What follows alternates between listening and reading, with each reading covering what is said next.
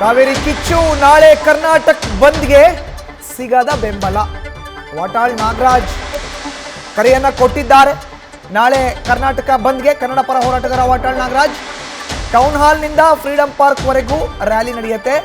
ಬಳಿಕ CM DK Shivakumar ಅವರಿಗೆ ಮನವಿಯನ್ನ ಸಲ್ಲಿಕೆ ಮಾಡೋ ಸಾಧ್ಯತೆ ಇದೆ. ಆದರೆ ಬಂದ್ಗೆ ಬೆಂಬಲ ನೀಡಿಲ್ಲ ಹಲವು ಕನ್ನಡ ಪರ ಸಂಘಟನೆಗಳು. ಬಂದ್ ಬೆಂಬಲದ ಬಗ್ಗೆ ಇಂದು ಸಭೆ ಕರೆದಿದ್ದಾರೆ ಕನ್ನಡ ಸಂಘಟನೆ.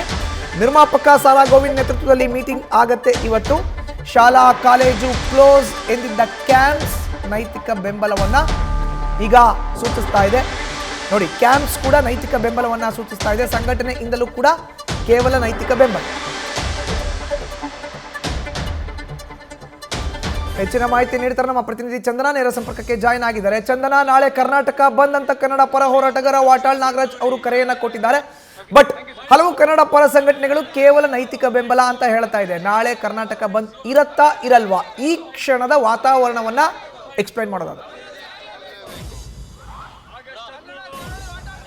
ಮಧುಸೂದನ್, ಈ ಕ್ಷಣದ ವಾತಾವರಣವನ್ನ ನೋಡೋದಾದ್ರೆ, ಈ ವಾಸ್ತವವನ್ನ ನೋಡೋದಾದ್ರೆ ಯಾವುದೇ ಕ್ಲಾರಿಟಿ ಇಲ್ಲ. ಯಾಕಂದ್ರೆ ಕನ್ನಡ ಪರ ಹೋರಾಟಗಾರ ವಾಟಾಳ್ ನಾಗರಾಜ್ ಅವರು ನಾವು ಬಂದ್ ಮಾಡೇ ಮಾಡ್ತೀವಿ, ಇದರಿಂದ ಎರಡು ಮಾತಿಲ್ಲ, ನಾವು ಟೌನ್ ಹಾಲ್ ನಿಂದ ಫ್ರೀಡಂ ಪಾರ್ಕ್ ವರೆಗೂ ರ್ಯಾಲಿಯನ್ನ ಮಾಡ್ತೀವಿ, ತದನಂತರ ಸಿಎಂ ಡಿಕೆ ಶಿವಕುಮಾರ್ ಅವರಿಗೆ ಮನವಿ ಪತ್ರವನ್ನ ಸಲ್ಲಿಸುವಂತ ಕೆಲಸವನ್ನ ಮಾಡ್ತೀವಿ ಅನ್ನುವಂತ ಮಾತಾಡ್ತಾ ಇದ್ದಾರೆ.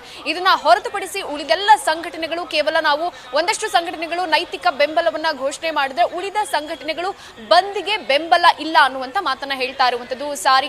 ಸಾರಿಗೆ ಆಗಿರ್ಬೋದು, ಹೋಟೆಲ್ ಸಂಘಟನೆ ಆಗಿರ್ಬೋದು, ಕ್ಯಾಂಪ್ಸ್ ಆಗಿರ್ಬೋದು.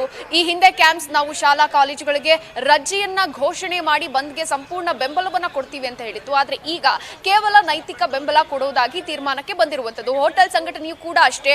ಅಂದ್ರೆ ಮುಂಚೆ ನಾವು ಸಂಪೂರ್ಣ ಬೆಂಬಲವನ್ನ ಕೊಡ್ತೀವಿ ಅಂತ ಹೇಳಿದ್ರು, ಆದ್ರೆ ಈಗ ಕೇವಲ ನೈತಿಕ ಬೆಂಬಲವನ್ನ ಕೊಡ್ತೀವಿ, ಹೋಟೆಲ್ ಅನ್ನ ಓಪನ್ ಮಾಡ್ತೀವಿ ಅನ್ನುವಂತ ಒಂದು ನಿರ್ಧಾರಕ್ಕೆ ಬಂದಿರುವಂತದ್ದು. ಒಟ್ಟಾರೆ ಮಿಶ್ರ ಪ್ರತಿಕ್ರಿಯೆ ವ್ಯಕ್ತವಾಗ್ತಾ ಇರುವಂತದ್ದು. ಆದ್ರೆ ಕನ್ನಡ ಪರ ಹೋರಾಟಗಾರ ವಾಟಾಳ್ ನಾಗರಾಜ್ ಅವರು ಮಾತ್ರ ನಾವು ಬಂದ್ ಮಾಡೇ ಮಾಡ್ತೀವಿ, ಇದರಿಂದ ಹಿಂದೆ ಸರಿಯೋ ಮಾತಿಲ್ಲ ಅನ್ನುವಂತ ಮಾತನ್ನ ಹೇಳ್ತಾ ಇದ್ದಾರೆ. ಇಲ್ಲಿ ಇಬ್ಬರು ಯಾರು ಬಂದ್ ಪರವಾಗಿದ್ದಾರೆ, ಬಂದ್ ವಿರುದ್ಧವಾಗಿದ್ದಾರೆ, ಇಬ್ಬರು ವಾದವನ್ನ ಗಮನಿಸೋದಾದ್ರೆ ವಾಟಾಳ್ ನಾಗರಾಜ್ ಅವರು ಹೇಳ್ತಾ ಇರುವಂತದ್ದು ಅಂದ್ರೆ ಕೇವಲ ಕಾವೇರಿ ವಿಚಾರ ಅಲ್ಲ, ರಾಜ್ಯದ ಹಲವು ನಾಲೆಗಳಲ್ಲಿ, ಕೆರೆ ಕಟ್ಟೆಗಳಲ್ಲಿ ನೀರಿಲ್ಲ, ಜನ ಸಂಕಷ್ಟದಲ್ಲಿ ಸಾಯ್ತಾ ಇದ್ದಾರೆ, ಇದನ್ನ ಸರ್ಕಾರ ಗಂಭೀರವಾಗಿ ಪರಿಗಣಿಸಬೇಕು, ಇದ್ರ ವಿರುದ್ಧ ನಮ್ಮ ಹೋರಾಟ ಅನ್ನುವಂತ ವಾದವನ್ನ ಹೇಳ್ತಾ ಇದ್ದಾರೆ. ಆದ್ರೆ ಉಳಿದ ಸಂಘಟನೆಗಳು ಹೇಳ್ತಾ ಇರುವಂತದ್ದು ಅಂದ್ರೆ ಈಗ ಆಲ್ರೆಡಿ ನೀರು ಬಂದಿದೆ, ನೀರು ಕೂಡ ತಮಿಳುನಾಡಿಗೆ ಹೋಗ್ತಾ ಇದೆ, ಈಗ ನಾವು ಬಂದ್ ಮಾಡೋದ್ರಿಂದ ಏನು ಪ್ರಯೋಜನ ಇಲ್ಲ, ಮಕ್ಕಳಿಗೆ, ಸಾರ್ವಜನಿಕರಿಗೆ ಪ್ರಾಬ್ಲಮ್ ಆಗುತ್ತೆ, ಹೀಗಾಗಿ ನಾವು ಕೇವಲ ನೈತಿಕ ಬೆಂಬಲವನ್ನ ಘೋಷಣೆ ಮಾಡಿದ್ದೀವಿ ಅನ್ನುವಂತ ಒಂದು ಮಾತನ್ನ ಹೇಳ್ತಾ ಇರುವಂತದ್ದು. ಒಟ್ಟಾರೆ ಈಗ ಸದ್ಯದ ಪರಿಸ್ಥಿತಿಯನ್ನ ನೋಡ್ತಾ ಹೋದ್ರೆ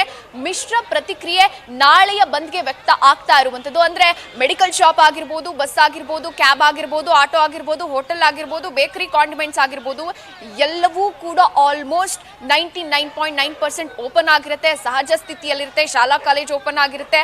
ಆದ್ರೆ ಕೆಲವು ಸಂಘಟನೆಗಳು ನೈತಿಕವಾಗಿ ಬೆಂಬಲವನ್ನ ಕೊಡೋದಾಗಿ ಹೇಳ್ತಾ ಇರುವಂತದ್ದು. ಮಧು, ಧನ್ಯವಾದ ಚಂದನ ನಿಮ್ಮ ಮಾಹಿತಿಗೆ. ನ್ಯೂಸ್ ಫಸ್ಟ್, ನಿರ್ಭೀತಿಯಿಂದ ನಿಮ್ಮ ಪರವಾಗಿ.